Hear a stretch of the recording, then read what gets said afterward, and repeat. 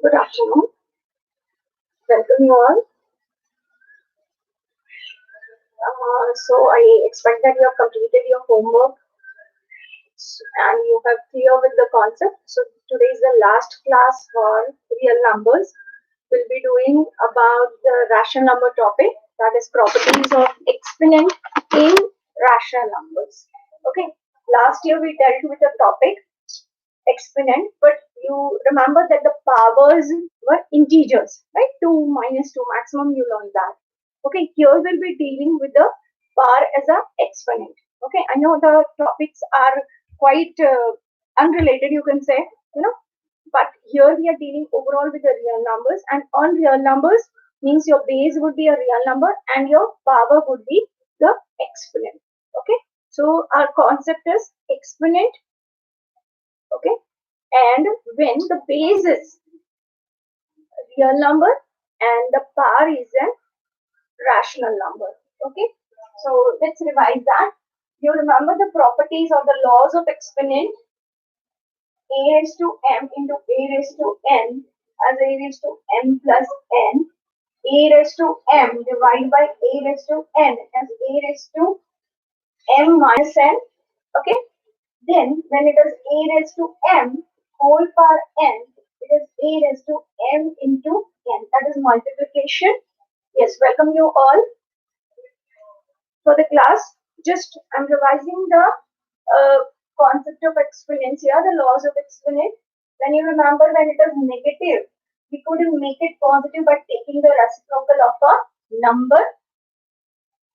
Similarly, when the two numbers are multiplied, we can give the power, distribute the power, same power to both the numbers. And same way, it's in division form, then the same power will be distributed to both of them. Okay. And the last very important concept is anything raised to 0 is 1. So your class 8 concept say where A and B are rational numbers, right? Here where A and B are real numbers and M and N are rationals. Okay, तो ये rationals यहाँ पे क्या अलग हो रहा है? Just look at that concept. When I was discussing about square of 2, we look A square, right? Square of A. When I write, it's opposite concept. Square root of, so you said this is the symbol, right? You have learned that this is the symbol for square root of a number. How to write this in the form of exponent using the rational number? We have discussed this in the previous class, so we could write this as A raised to half. Did you understand this? A raised to half. Fine. This is clear. So similarly, cube root of A could be written as A power 1 by 3. Similarly, if I say fourth root of A can be written as A raised to 1 by 4. I hope this is clear to all of you. Yes, most of you are joining me. Those who are regulars in the class, I hope you are getting this concept. Yes, are you clear with this? I know it's a basic one. Please remember this. When I say A raised to half means this is square root of A. When I say A raised to 1 by 3 means it is cube root of A. And similarly, when I say A raised to 1 by 4 means it is fourth root of A. I hope it's clear to you. Now, pay attention to what I'm writing. So, ultimately, if I say A square, okay, and its square root, look at it. It's square root of A square. Then what would I get? So, it is nothing but A raised to 2. And you know that how could I write this as a rational number? So, this is nothing but A raised to 2 into 1 by 2. You understand this? Yes, it's clear. When I say square root of A square, root मतलब 1/2 जिसका exponent है. तो अब यहाँ पे ये देखो 2 into 1 by 2, they are reciprocal of each other. So it gets cancelled by using this property, third property, that when it's a bracket, we multiply the powers. तो हमने powers को multiply किया तो मुझे क्या मिला, raised to 1/2. तो उसी तरीके से which I'm teaching right now. Just have patience to understand first. Okay. उसी तरीके से cube root of a cube. So it is a cube raised to 1/3.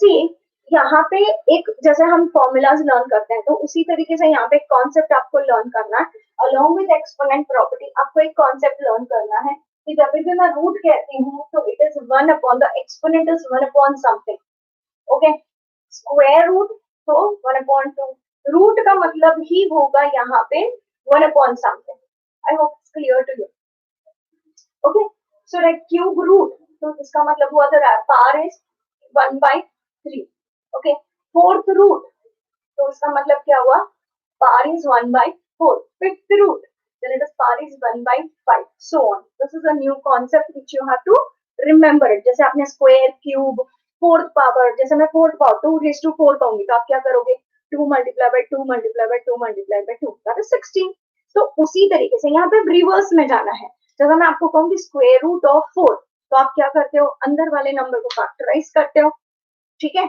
और उसकी पेयरिंग करके उसको एक में लिखते हो जब 2 raised to 4 था तो आपने सिंस पावर इज 4 तो उस नंबर को 4 बार लिखा ठीक है 25 तो हमने उसके फैक्टर्स निकाले ओके स्क्वायर रूट है तो 2 बार जो 2 पेयरिंग में मतलब जो भी नंबर होगा उसको पेयरिंग में रखोगे और वो रिपीट होगा तब उसको एक बार कर दोगे तो ये एक दूसरे के रिवर्स कॉन्सेप्ट हुआ है तो उसी तरीके से if I go with that higher numbers I am saying that suppose a raised to 4 मतलब कि आप a को 4 बार लिखोगे और जब मैं कहूंगी फोर्थ रूट ऑफ a तो आप a के फैक्टर्स निकालोगे उस तरीके के कि आपको 4 फैक्टर्स एक ही जैसे मिलेंगे it has to be the same number वो 4 सेम होने चाहिए यदि 4 वो सेम होते हैं तो उसको आप एक ही बार लिखोगे okay like for example if I से √16 तो आपको पता है कि √16 क्या होगा तो इट इज 4 into 4 यानी कि 4 होगा बट इफ आई से दिस एज 16 raised to 1/4 तो मुझे इसको फर्दर फैक्टराइज करना है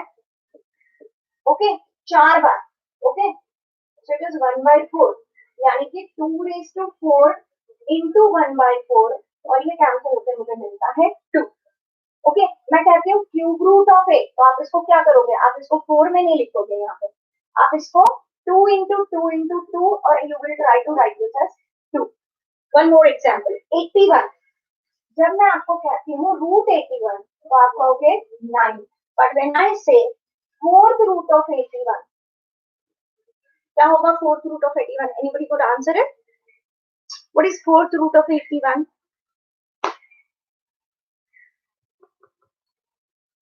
I'm asking you what is fourth root of 81 very good 3 what is fifth root of 32 what is fifth root of 32 okay got the answer the second question is what is fifth root of 32 okay so are you clear with that concept तो बस अभी उसी concept को हम थोड़े सा और आगे ले जाते हैं okay so you pay attention तो उसी कॉन्सेप्ट को हम आगे ले जाते हैं इसका मतलब ये हुआ कि फिफ्थ रूट मतलब 1/5 सिक्स्थ रूट मतलब 1/6 ओके तो हमें जब वो मतलब एक्सपोनेंट में okay now listen to me so so you understood the square cube root I mean fourth power fifth power मतलब हुआ कि पावर वोट उस नंबर को हम 4 बार 5 बार 6 बार n टाइम्स रिपीट करेंगे और शब्द यूज हुआ तो 1/, मतलब कि आपको जैसे square root cube root fourth root fifth root कैसे निकालना मतलब फैक्टराइज करना है और जितने बार जो आपका डिनोमिनेटर है उतनी बार उस नंबर को ग्रुपिंग करना है और उसको वन टाइम लिखना है तो माय क्वेश्चन इज कि आपको जब मुझे कंप्लीट रैशनल नंबर चाहिए ओके जैसे कि 2 के पावर में कुछ नंबर है या a के पावर में कुछ नंबर है तो मुझे कंप्लीट रैशनल नंबर कब मिलेगा उसके पावर्स में क्या होगा तो रैशनल नंबर मिलेगा तो लुक एट इट इसका मतलब ये हुआ कि जैसे स्क्वायर है तो और उसका स्क्वायर रूट है तो 2 and 1/2 मतलब कि जब उसके पावर्स यानी कि उसके एक्सपोनेंट रेसिप्रोकल ऑफ पावर उसका क्या मिल रहा है 1 मिल रहा है तो इसका मतलब क्या हुआ जैसे कि मैंने यहाँ पे भी एग्जांपल्स लिए थे मैंने नंबर्स के साथ लिखा था आपको तो जैसे कि यहाँ पे हो गया ओके √16 16 मतलब क्या हुआ 16 raised to 1/2 तो मुझे क्या मिलता है यहाँ पे 16:1/2 को मैं कैसे लिखती हूँ, तो 4 स्क्वायर। ओके, तो 4 मिल गया, रैशनल नंबर मिल गया, मैं रैशनल नंबर सर्च कर रही हूँ। उसी तरीके से मैं 16:1/4 लिख रही हूँ, तो मुझे क्या लिखना है इसको, 2:4 × 1/4, तो मुझे मिल रहा है 2। तो मुझे कंप्लीट रैशनल नंबर के लिए इसका मतलब ये हुआ कि इन जनरल ये इस तरीके से है, तो मुझे हमेशा ए मिलेगा। Are you getting this definition? nth root of a raised to n is a. I hope it's clear. nth root of a raised to n is a. इस तरीके से कि a raised to n 1/n, तो एक दूसरे के reciprocal है, this is u a. I hope it's clear to all of you. Yes, children. Okay. So using this property and this जो अपने पहले जो हमने लॉ सीखे हुए थे, there would be some questions you will be solving it. I hope the concept is clear to all of you. Okay. आप लोग यूज कर रहे हो, तो मैं टेस्ट भी ले लेती हूँ पूरे चैप्टर की, तो मुझे पता भी चल जाएगा कि कितने यस है कितने नो है, ठीक है ना? Okay, so this is the last concept of your chapter. दो ड्राइंग्स है, कंस्ट्रक्शन है, okay, spiral method and drawing number line question.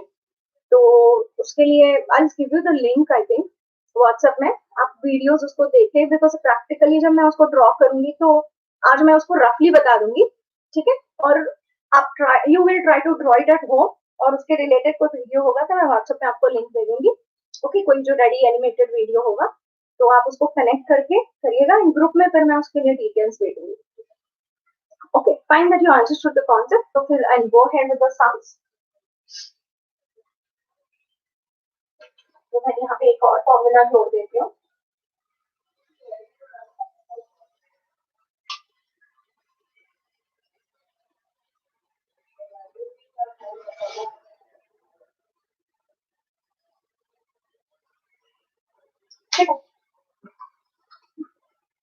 You would see your last, if you have the textbook, you could see the last exercise of your textbook for this chapter.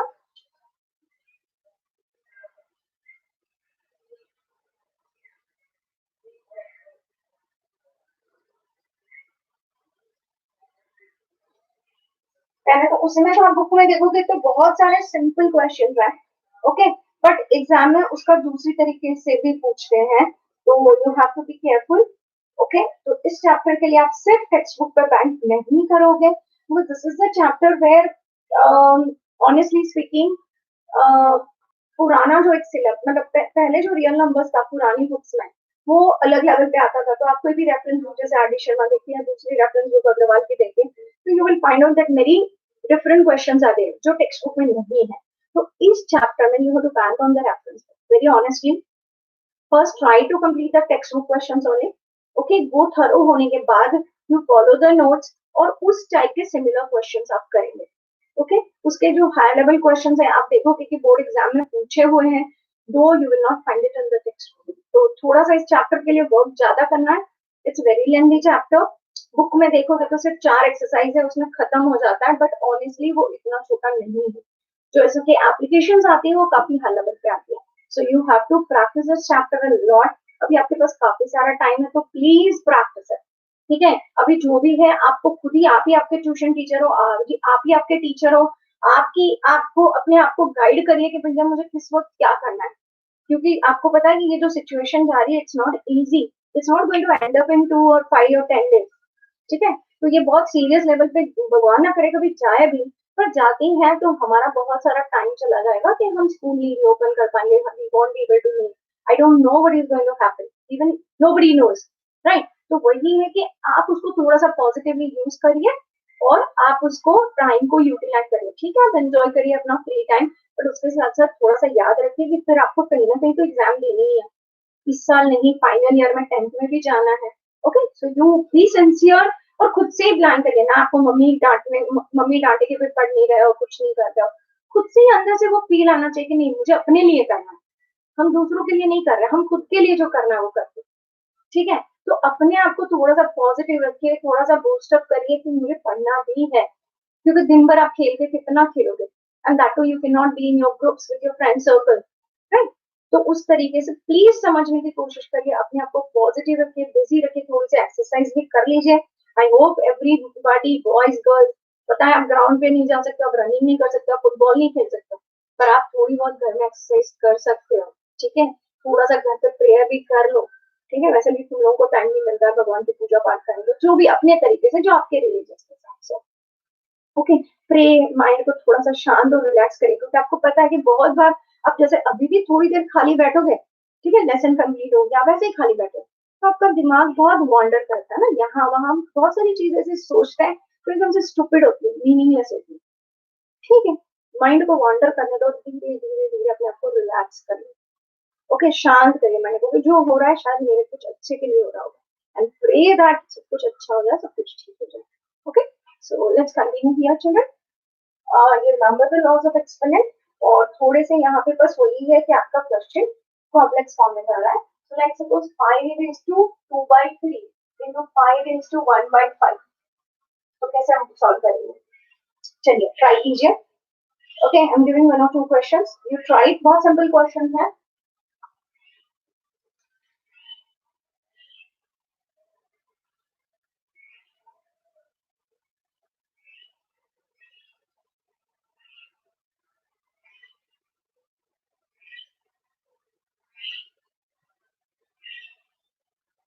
I want you to try it in the notebook, please.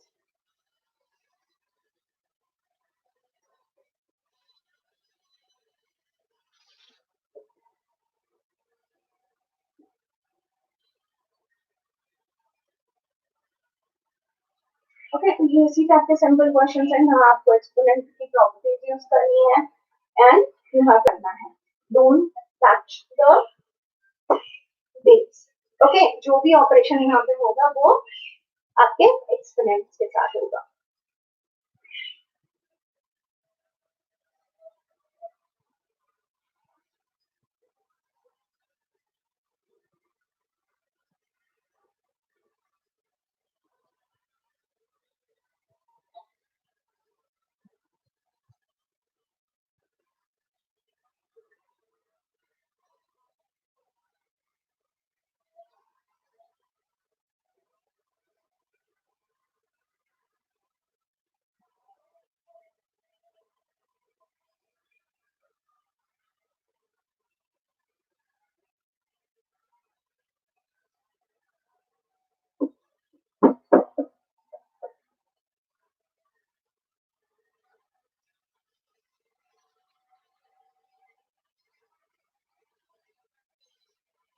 Okay, so let's check the answer.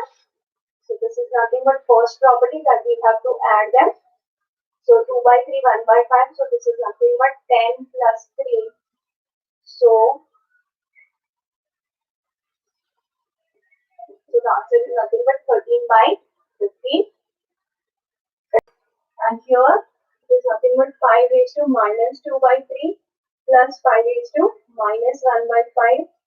So the same way, minus 10 to minus 13 upon 15. Okay, तो जब negative पार हो तो ज्यादा से ज्यादा आप इसको कैसे लिखोगे, तो this is nothing but 1/5 to 13/15, क्योंकि जनरली हम आंसर कभी भी नेगेटिव एक्सपोनेंट में नहीं लिखते हैं, so you have to make it positive and write the answer, okay. Because ये आपने लास्ट 8 में सीखा हुआ है दैट हमेशा आंसर को पॉजिटिव एक्सपोनेंट में रखें, so you will do one more step here.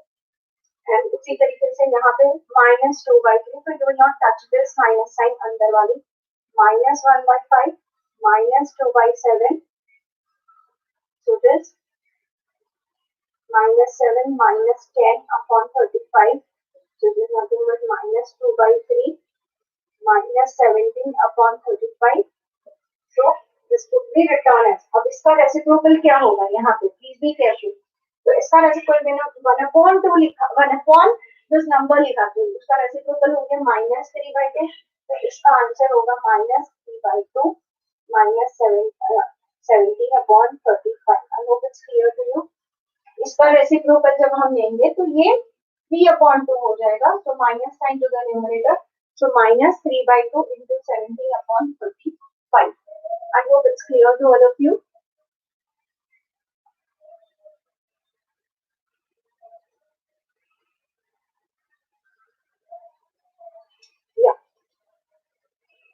some of you have understood.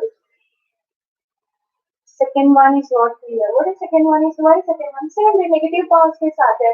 तो बस आपको negative numbers को add करना है. That's all. बाकी same ही है method. कुछ भी अलग नहीं है बेटा इसमें.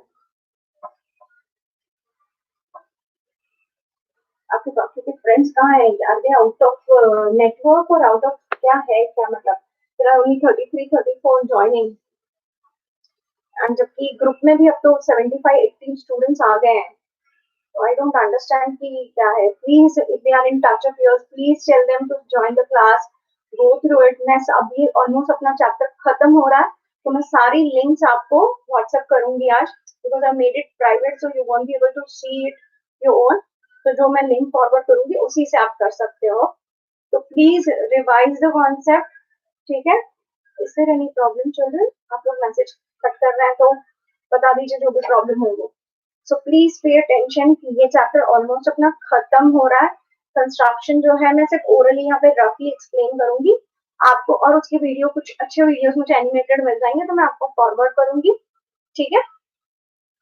अपनी मेरी तरफ से चैप्टर कंप्लीट है. जो एक दो चीजें मिसिंग है वो मैं डिस्कस कर रही हूँ. तो प्लीज पहले तो इसके नोट्स बनाइए, फिर उसके सम्स प्रैक्टिस करिए. Please maintain the notes and ask your friends to go through it, revise it, because there are many more but they are not showing up here. I don't know what's the exact reason. Please ये आपके contact में है तो उनको inform करिए and tell them to learn the chapter at earliest and clear the doubts. Okay? तो मैं 2 दिन के बाद फिर नया चैप्टर शुरू करूंगी. I'll give you a full day to revise. I'll send you the test. Okay? And we'll try to discuss the sums. उसके बाद मैं solution भी भेजूंगी so that you can check your own. Because this is basically your test. It is basically your understanding. Okay? So let's go ahead. So what is the answer for fourth root? Fourth answer, yeah, correct. It's 5 because 625 means 5 is to 4 into 1 by 4. So it is 5. Then 25 is to 3 by 2. अब 25 मतलब क्या हुआ? 5 का square and multiplying the part, so I get 5 cube, which is 125. ठीक है? और उसी तरीके से 343. So 343 is nothing but 7 का cube. So just cube and cube root get cancelled, 7 square, and so the answer is 49. I hope it's clear to all of you. Yes, children, read out, please comment it right now. Then we could discuss it.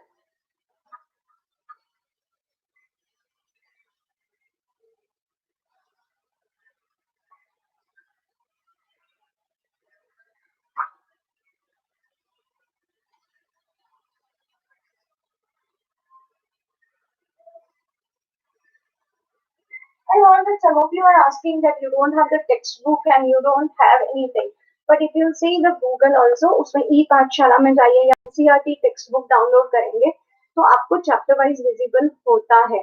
जब भी आपका net चल रहा हो तो ई पाठशाला download करके उसमें क्लास 9 की टेक्स्ट बुक डाउनलोड कर दीजिए तो आपके पास पूरी बुक आ जाएगी and you can maintain that. और उसमें कोई भी ज्यादा लोड भी नहीं पड़ रहा है, कोई ज्यादा इतना हैवी नहीं है वो फाइल्स कि आपके मोबाइल को हैंग करे. So please download the textbook. I know कि अब बाहर जाकर हम टेक्स्ट बुक नहीं खरीद सकते. Even myself, like I don't have any reference book right now. But जब मुझे भी करना है तो either I go with my desktop या मैं अपने मोबाइल से ही ई पाठशाला डाउनलोड करके रखा. So use that. ठीक है? देखो कोई ना कोई चीजों का सोल्यूशन तो जरूर ढूंढना. या तो फिर कुछ नहीं मिल रहा तो आपके फ्रेंड्स को बोलिए जिसके पास बुक है या जिसके पास मतलब हो सकता है तो स्क्रीनशॉट लेके आपको भेज दें. ठीक है ना? तो you find out the solution. सिर्फ ये कहने से कि हमारे पास कुछ नहीं है and stop attending the lessons will not solve the purpose. तो please find out the solution your own and problem discuss करने से ज्यादा उसका सोल्यूशन डिस्कस करेंगे तो ज्यादा अच्छा रहेगा. So I hope this is clear to you. अच्छा, अब जो आपके बुक में एक क्वेश्चन आपने देखा होगा कि recurring number on the number line.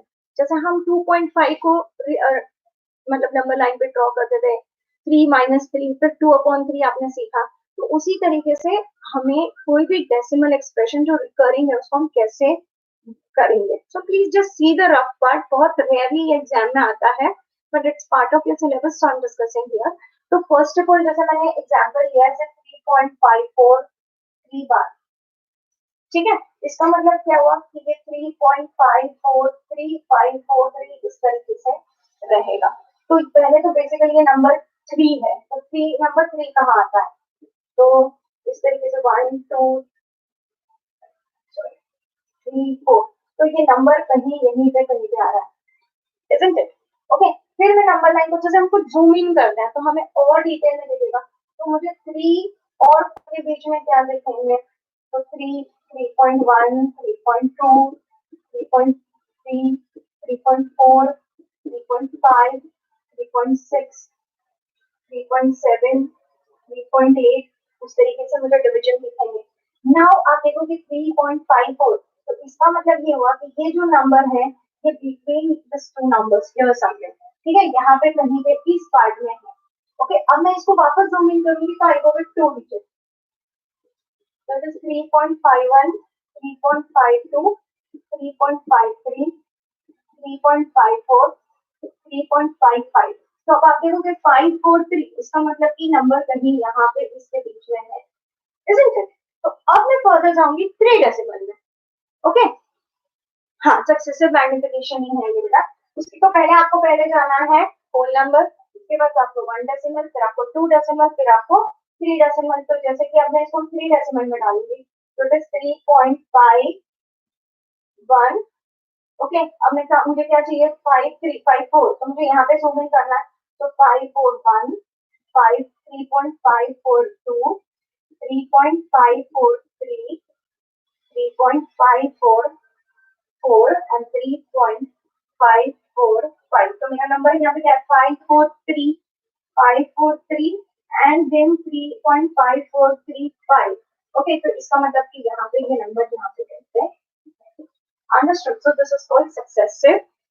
Okay, successive magnification. That is zooming in. आप नंबर को zoom in करते हो, तो इस तरह से आपको 3 से 4 बार ये नंबर दिखाना है, and then you have to say yes, it is somewhere located here.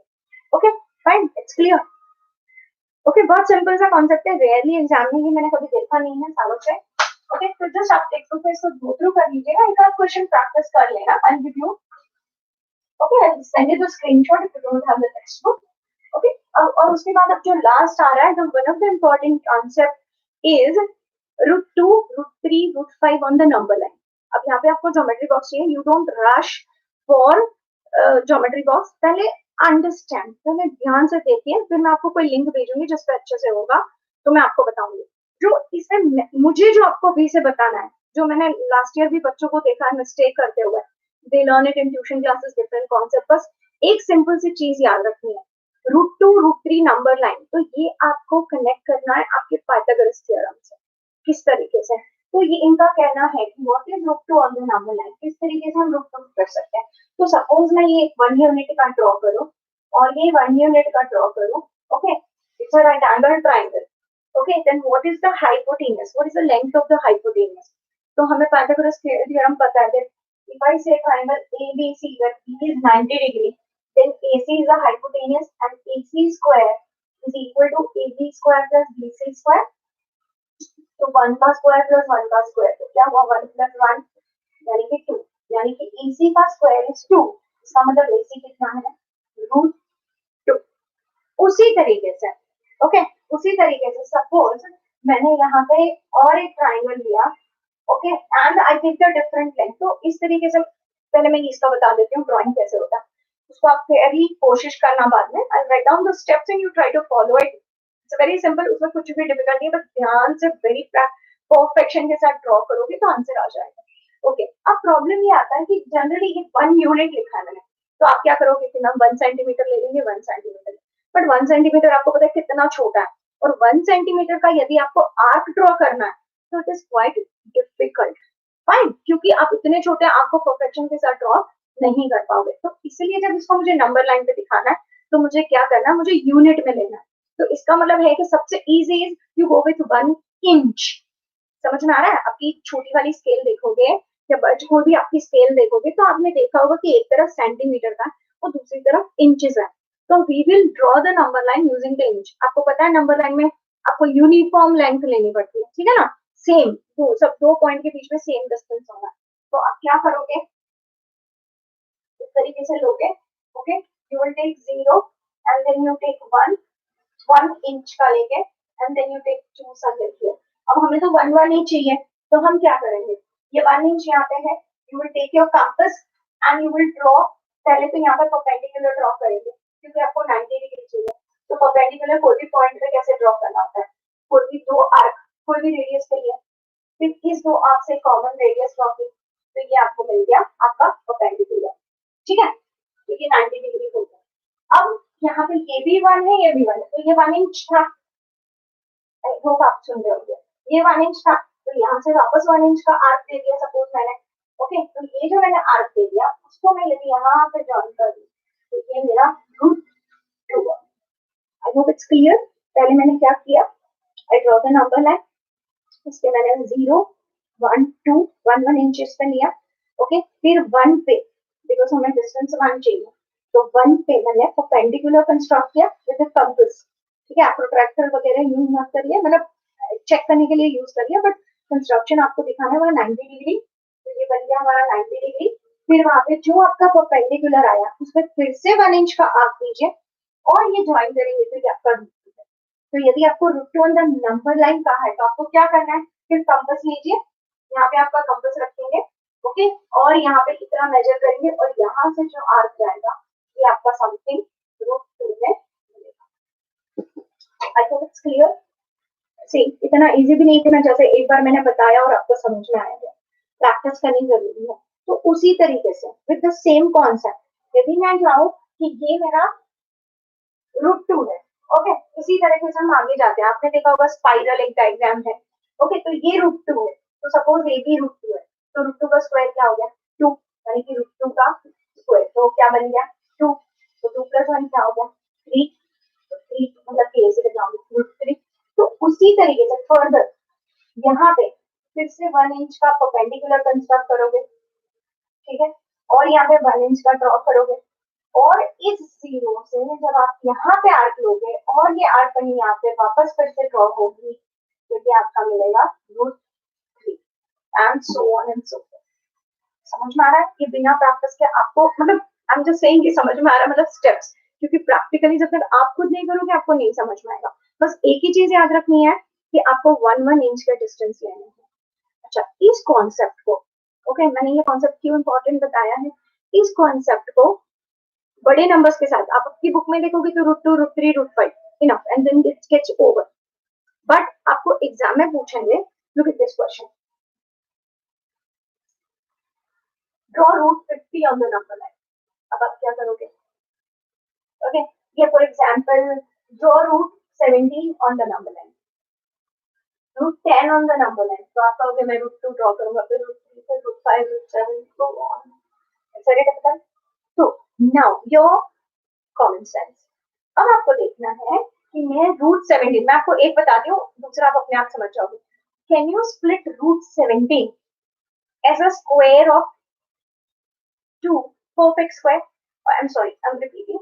Can you write √17 as a sum of 2 perfect squares?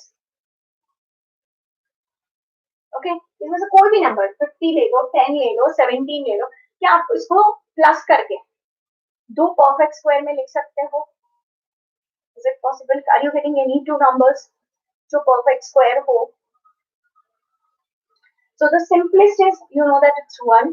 Okay, so if I take √17 as something plus 1, isn't it 16 plus 1? और 16 plus 1 मतलब क्या होगा 4 square plus 1 square। हो गया इसे, क्या करेंगे हम,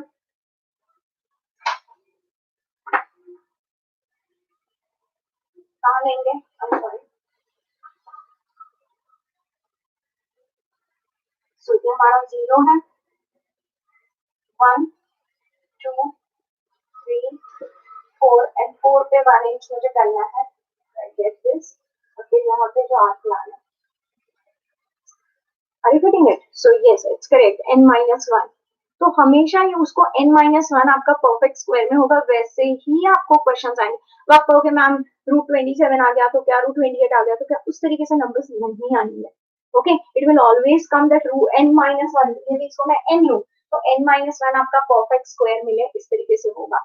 जैसे आपने कहा √8 और √15, ठीक है, √8 और √15 कैसे हुआ बेटा, they are not perfect square. Root 8 is not a perfect square. 15 is also not a perfect square. And first of all, root eight को आप किस तरीके से डिफाइन करें, I am not getting that. Here हम +1 फॉर्म में रखेंगे. Okay, सो आपके जो क्वेश्चंस आएंगे वो इसी टाइप में आते हैं. I am talking about board questions, I am not making my own question. So you don't be creative and start thinking कि ये आया तो क्या, वो आया तो क्या. जो मैं बता रही हूँ इसी टाइप के क्वेश्चन आते हैं. रूट n+1, अब मैं थोड़ा सा जनरलाइज करूँ कि रूट ऑफ n+1, इसी टाइप का क्वेश्चन आएगा where n is a perfect square. ऐसे ही क्वेश्चंस आते हैं, वो मैं आपको बता रही हूँ. Fine. Root n+1 where root n मतलब उसके पहले वाला नंबर हमेशा परफेक्ट स्क्वायर होगा. तो in that case you have to directly आपको उस नंबर पे जाना है और वहां पे करना है. जैसे कि रूट 65. ओके, तो अब आप कहोगे कि मैम इसमें 1 इंच लेने बैठे तो लाइक पूरा स्केल हमारा यूज होगा. So remember that your answer sheet is a horizontal one. So you could go with 1 inch. अगर यदि 1 inch बहुत ज्यादा बड़ा हो रहा है, so you can take at the most 2 centimeter as 1 unit and fill. I hope it's clear because 1 centimeter would be very tiny. उसके ऊपर से आप ड्रॉ करना असंभव है.